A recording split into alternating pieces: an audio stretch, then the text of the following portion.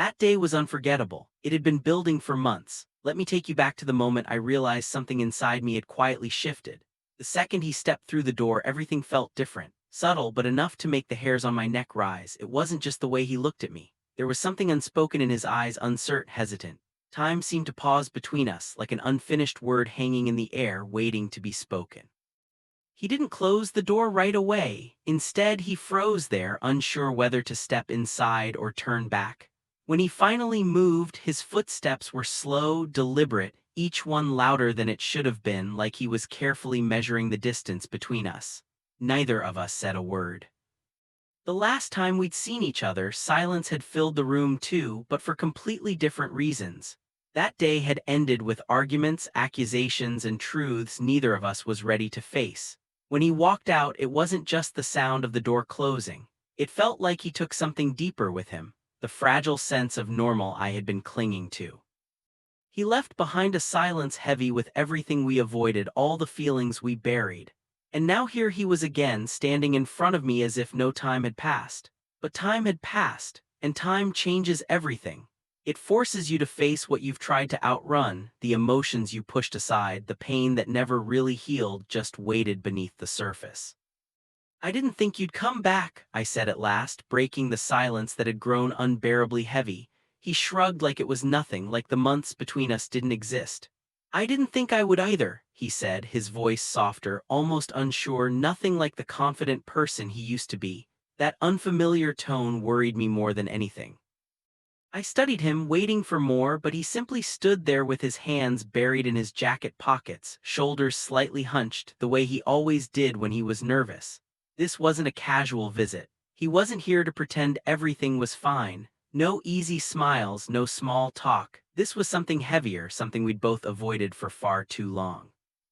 "You're different," he said quietly, locking eyes with me in a way that made my stomach tight. "So are you," I replied, even though my voice shook on the inside. A storm raged in me. Emotions I thought I'd buried long ago rushed back the second I saw him, familiar, intense, overwhelming. I thought I'd moved on. I told myself I had. But the truth was standing right in front of me, staring back. And suddenly it felt like no time had passed at all. A long silence settled between us, thick and heavy, like a third presence in the room. Neither of us looked away. Every instinct told me to break eye contact to ease the tension, but I couldn't. Something about this moment felt too important to let slip away. "Why now?" I asked, barely above a whisper, yet it echoed through the room.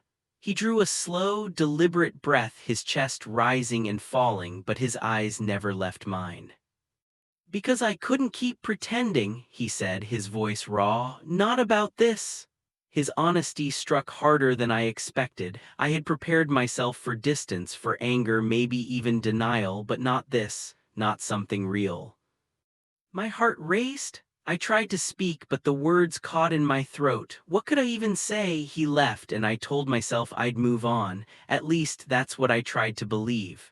But now, standing face to face with him again, the walls I'd built started to crumble. "You didn't have to come back," I finally said, my voice trembling despite my effort to stay steady.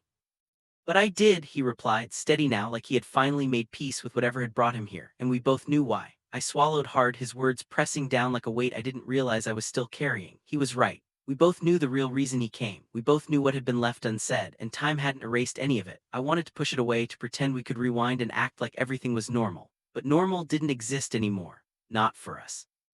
"I can't do this again," I whispered, stepping back, even though the space between us felt suffocating, like the room itself was tightening around me. He didn't flinch. "I'm not asking you to," he said gently, his voice soft but clear. "I'm just asking you to listen."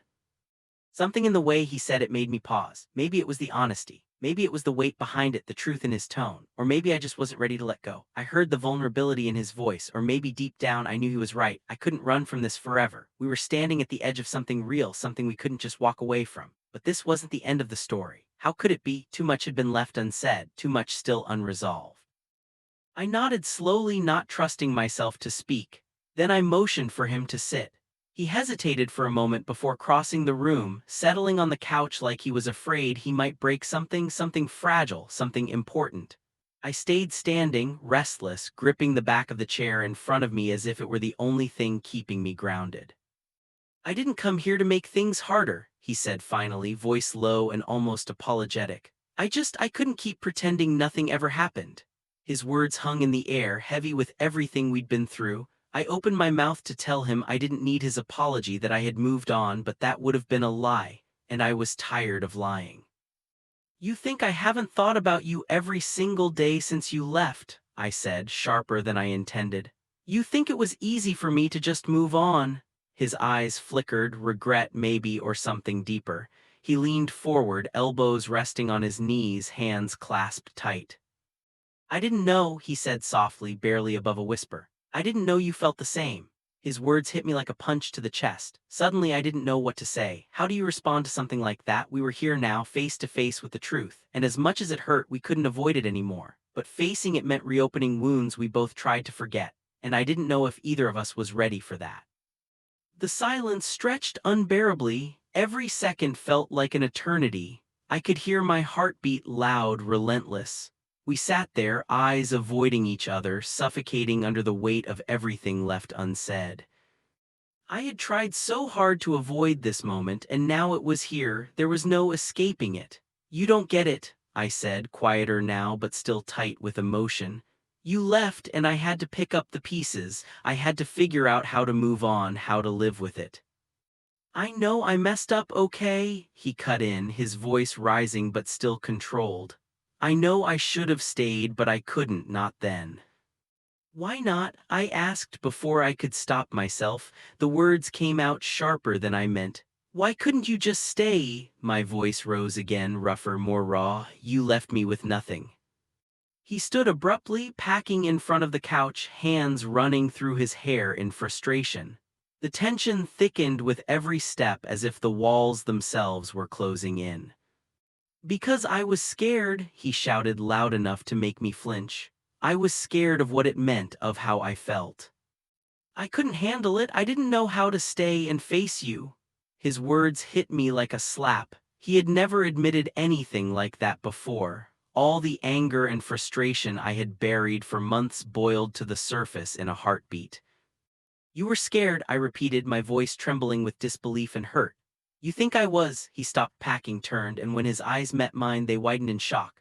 "What?" he whispered, as if the idea had never crossed his mind. I felt my breath hitch in my chest. I hadn't meant to say that, at least not out loud. I didn't want him to know he wasn't the only one who had been confused, unsure, afraid of what was growing between us. But it was too late. The truth was out, and there was no taking it back. "I was scared too," I said softly, staring down at my hands. "But I didn't run, I didn't leave." The silence thickened, heavy as fog. He stepped closer, and I felt the warmth radiating off him, pulling at the edges of my resolve. My pulse quickened. I froze, unable to think clearly. "You should have told me," he said gently, but there was something in his voice, an edge I couldn't place. Something darker, heavier. "We could have figured it out together." I shook my head, finally finding my voice. "No, we couldn't. It wasn't that simple." "Why not?" he asked, stepping closer. Now barely an inch separated us. His presence pressed in, intense and unmistakable. "We could have tried." My heart thundered. I wanted to step back, to create space, but my legs refused to move. The room felt too small, like the walls were leaning inward. "This isn't right," I whispered, though the words felt weak even to me. "Why not?" he repeated, quieter this time, eyes searching mine with something raw and unguarded. "No one else has to be involved. It's just a conversation, just honesty, just you and me."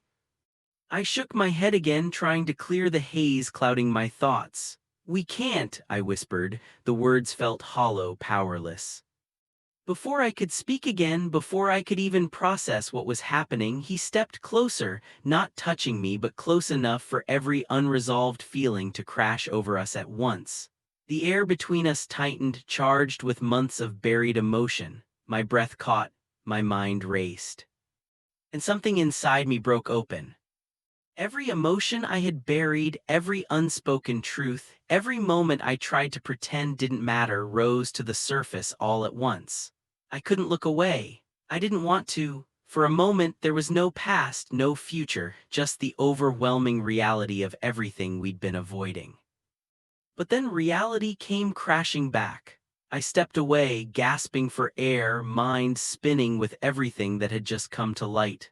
What were we doing? How had it reached this point? My chest tightened with fear and something else, something I didn't have a name for.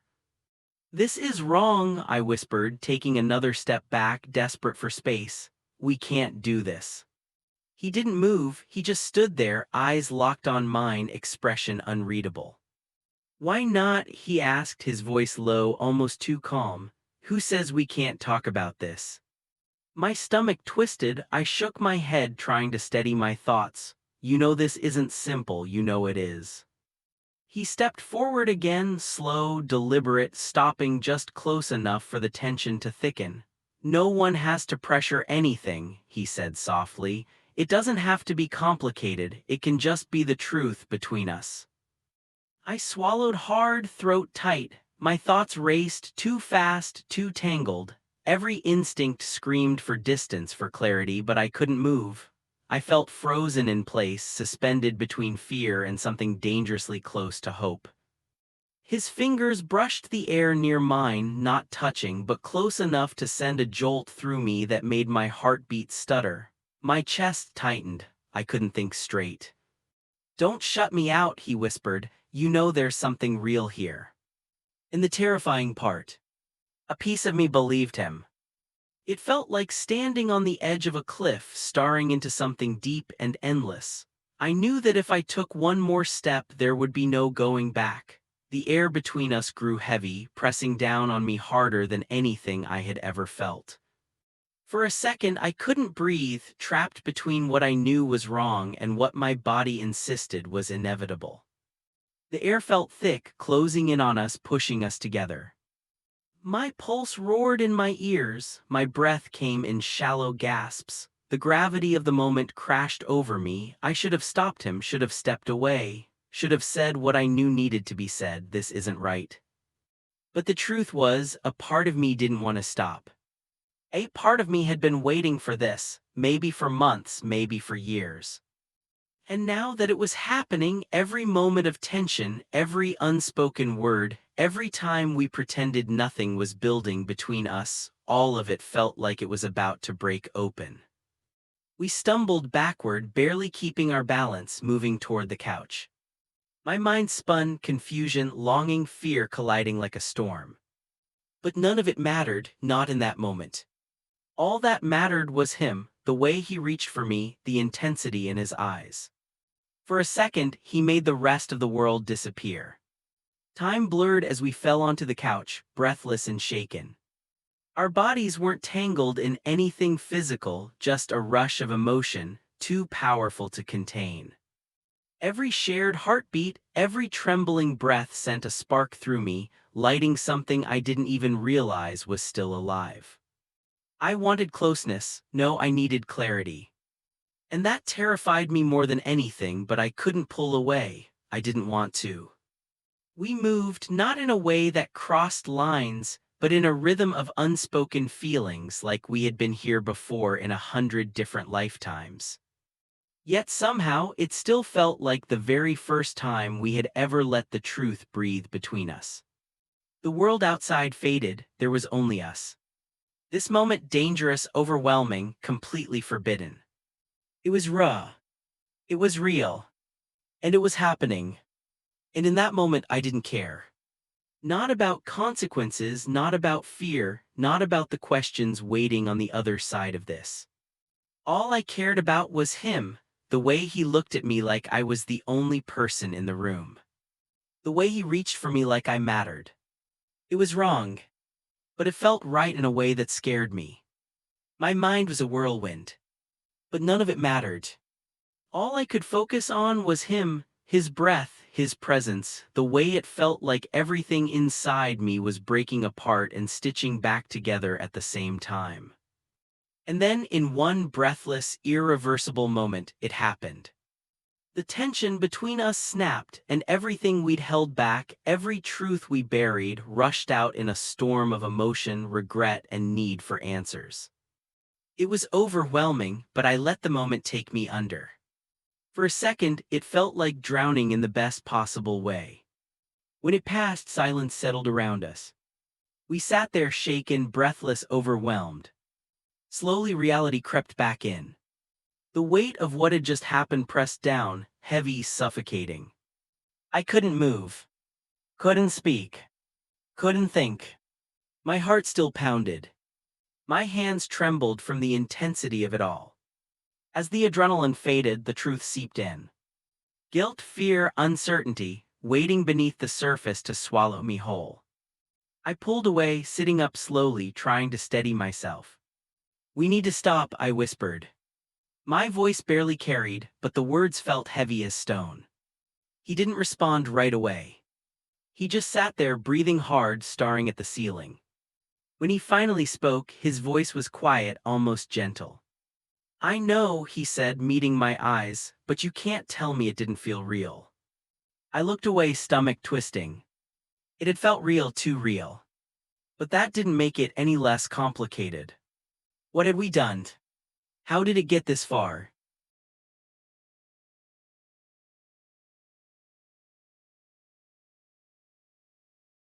"We can't do this again," I said, voice shaking as I stood. I grabbed my jacket, pulling it close around me. "This was a mistake." He sat up slowly, watching me, his expression unreadable. "Maybe," he said softly, "but we both know this wasn't just a one-time moment." I froze. His words hit something deep inside me. I wanted to argue, to say he was wrong, that it could never happen again, but I wasn't sure I believed that anymore. And that terrified me. I stood there staring at him, the weight of his words pressing down, my heart pounding, thoughts spinning, desperate to make sense of everything. But nothing did. Nothing made sense. "I'm serious," I whispered, more to myself than to him. "This can't happen again." He didn't answer immediately. He just looked at me with those intense eyes that had pulled me in from the start. There was something in his expression, something I couldn't name. Not anger. Not regret. Something else entirely. Something that scared me. And something that made me want to understand. It was something else. A quiet resolve, like he'd already decided this wasn't the end, it was the beginning. "You say that," he finally said, his voice calm but frighteningly certain. "But we both know it's not over." I opened my mouth, ready to argue, ready to cling to the last bits of logic I had left. But nothing came out. Because deep down, beneath the fear, beneath the guilt, I kept repeating to myself. I knew he was right. Something had shifted between us. Something real. Something I wasn't ready for but couldn't deny anymore. "We'll make it stop," I whispered. "It has to stop." He didn't move. Didn't even blink. He just studied me like he could see every truth I was trying to bury. "You don't believe that," he said softly, steady as a heartbeat. "And you know you don't." I couldn't look at him. Couldn't let him see how much the words hit me. I turned away, hands trembling as I tried to get dressed, as if clothes could hide the chaos ripping through me. "Don't walk away from this," he said suddenly, frustration slipping through. "You can't pretend like nothing happened." I spun around, anger and fear crashing inside me. "We can't just act like this is normal," I snapped. "You know we can't." He stepped toward me, jaw tight with something between anger and desperation. "Why not?" His voice cracked sharply through the room. "Why can't we? No one else knows." "No," I whispered, stepping back. "Because it's wrong, you know it is." For a moment, I saw something break inside him. A flash hurt doubt, something human and raw. But it vanished as quickly as it came, replaced by that same quiet determination. "You keep saying that," he murmured, voice low. "But I don't think you believe it. What do you want from me?" My voice broke, louder than I meant. "What do you want me to say?" "I want the truth," he said, so gently it cut deeper than any shout could. My breath caught. The truth was the one thing I was terrified to face. Because the truth meant everything was about to change. Maybe already had. You can't expect me to forget everything else, I whispered. This changes everything. It doesn't have to ruin everything, he said. We can figure this out, but we have to be honest with each other and with ourselves. But nothing about this was simple. Nothing about it was easy. Then he stepped back. And somehow, the space between us hurt more than anything else until now. Then tell me you don't feel the same, he said. Tell me you don't want this as much as I do. But I couldn't. The words just wouldn't come. Because lying to him meant lying to myself. I'm sorry, I whispered, voice cracking hard. I can't. He nodded once, slow, resigned, as if he'd been expecting that answer all along. I guess that's it then. Silence swallowed the room. A thick, heavy silence that stretched until the air felt too tight to breathe. I should go, I finally said. I need time to think. He didn't stop me. Didn't follow. Didn't say another word. He just watched quietly, painfully, as I grabbed my things, as if memorizing every step I took away from him. My heart weighed more with each step, like I was leaving something vital behind. Maybe I was. At the doorway I paused. The truth pressed against my ribs, heavy and impossible. Leaving wouldn't erase what happened. Distance wouldn't undo what we had crossed. Whatever this was, it had changed us. Both of us. I stepped outside. The cold air hit my lungs like reality itself. And as the door closed behind me, the silence that followed felt like it would haunt me. No matter how far I walked. No matter how long I tried to pretend I could stay away.